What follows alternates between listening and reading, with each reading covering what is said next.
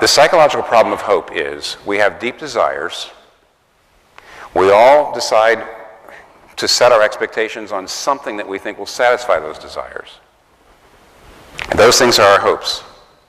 As time goes on, you come to realize the psychological problem, and that is that nothing satisfies our deepest desires. That our hopes are actually they always fail us. And that our deepest desires are insatiable, they're inconsolable. Another way to say it is they're indelible. There's just nothing that seems to satisfy them. And we're going to talk for the next few minutes about the fact that is a huge psychological problem. We do not want to admit that. We don't want to admit the level of our discontent. Here's some interesting just quotes that get at that. Horace, ancient Roman poet, says, "No one lives content." Well, that settles it. Horace said so. But let's move on. A modern American poet and writer, author, Wallace Stevens, wrote this. He says, "In contentment, I still feel the need of some imperishable bliss." Even in contentment, I still feel the need of some imperishable bliss. And what he's saying, I think, is even when I feel content, I know I'm not really content because I know that this is temporary. Whenever I feel content, I immediately sense the disappointment in the middle of my contentment because I know I will not be able to hold on to this, and I want to. So immediately it starts to turn to ashes. Even in contentment, I still feel the need of some imperishable bliss. Henrik Ibsen, the great Norwegian playwright, put it like this. He says, "When you take away the life lie of anyone, they lose all their happiness." Now, what's the life lie? If you read what Ibsen says, the life lie is that anything will make you happy. The life lie is, if I just find Mr. Right or Ms. Right, if I just get to this level of success so I can have the home of my dreams, if I could write the novel I want to write. In other words, if I just get here, then I'll be happy. And Henrik Ibsen says that's a life lie. Because basically what happens is you spend most of your life going through life, getting to many of the things that we think will make us happy, finding it doesn't. And then it destroys all our happiness. When I first came to New York City years ago, I used to read The Village Voice. It was a kind of downtown avant-garde rag. And there was a woman in the village who wrote in The Village Voice. Her name was Cynthia Heimel. Cynthia Heimel wrote a book. She wrote a column, I think it was called Tongue in Cheek. C-H-I-C. Tongue in Cheek. And one time she wrote a column about how many people that she had known. If you live in New York for a long time, you always meet a bunch of people some of whom make good. So, and she made a list of 5 or 6 people that she knew I won't even use the names just because what she says about them is a little on the nasty side. But she knew them. These were people who eventually became big movie stars. But she remembered so-and-so when she was working behind the cosmetic counter at Macy's. Or she knew so-and-so when he was just a bouncer for a club, and then he became this big name. So she knew 5 or 6 people who had become huge movie stars, but before that, they had just been, people who were scrambling, waiters and waitresses and working jobs and so forth. And this is what she said about them. She saw them get famous. She saw them become successful. And then she also saw how unhappy they were. And this is what she wrote.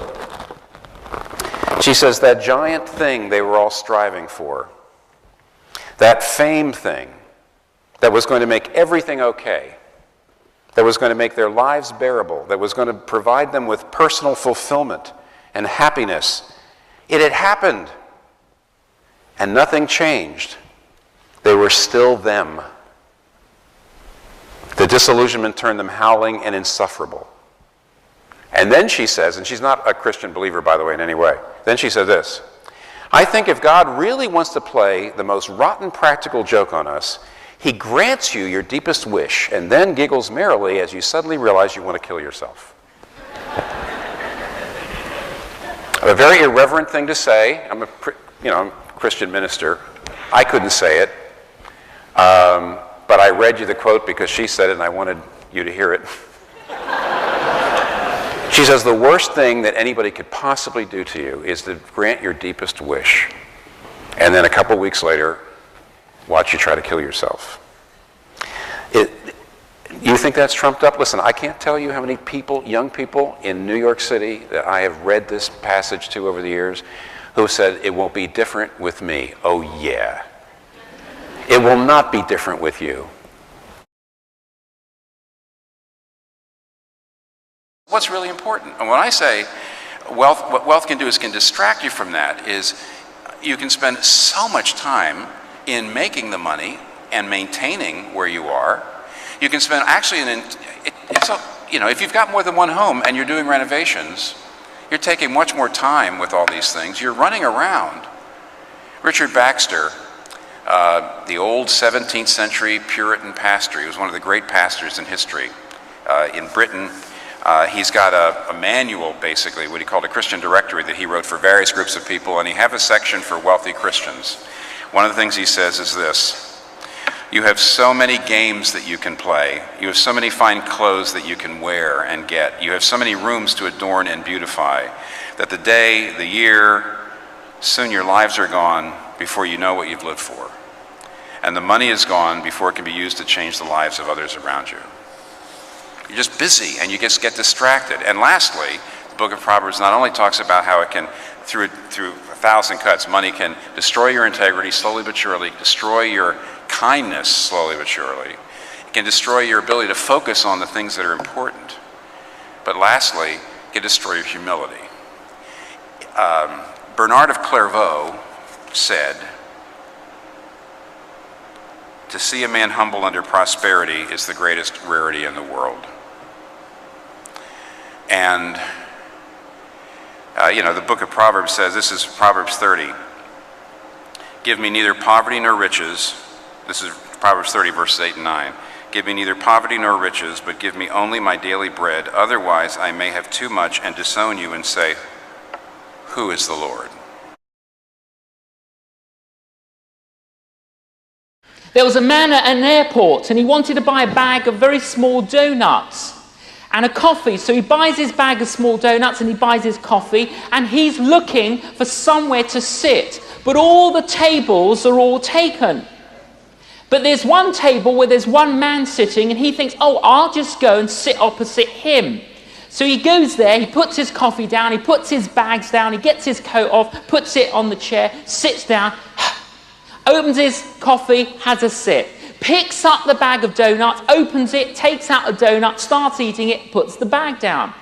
The man opposite stretches over, picks up the bag of donuts, opens it, takes out a donut, starts eating it, puts the bag down, smiles. The other man cannot believe what he has just seen. He cannot believe that the man has just stolen one of his donuts. He's thinking, what is the world coming to? What is the world? But then he thinks, well, maybe, the guy's not quite there, or, he better not say anything in case the guy kind of erupts and he's violent. But he gives him one of these, if looks could kill look. He picks up the bag of donuts, he takes out another donut and he moves it near to his coffee, as far away from the other man. While he's sipping his coffee, the man stretches over, picks up the bag, takes out another donut, starts eating it, puts it on the table, pushes it back, smiles. The other guy can't believe it. He's done it twice. He's stolen 2 of my donuts. He's amazed. He can't believe it. He's really angry. But he decides not to say anything. Anyway, the man gets up to leave. So the other man thinks, it's about time you left, you donut thief. He put his coat on, he picked up his bag, he then picked up the bag of donuts. There's one donut inside. He takes it out, he breaks it in half, he puts half in his mouth, puts half on the bag, he moves the bag, he smiles, he waves, off he goes. The other guy thinks, I'm not touching that donut, you donut thief. You're probably full of infection. Anyway, he looks at his watch. Oh, it's time for me to go. He gets up, he puts his coat on. He then bends down to pick up his bag, and sitting on top of his bag was his bag of donuts.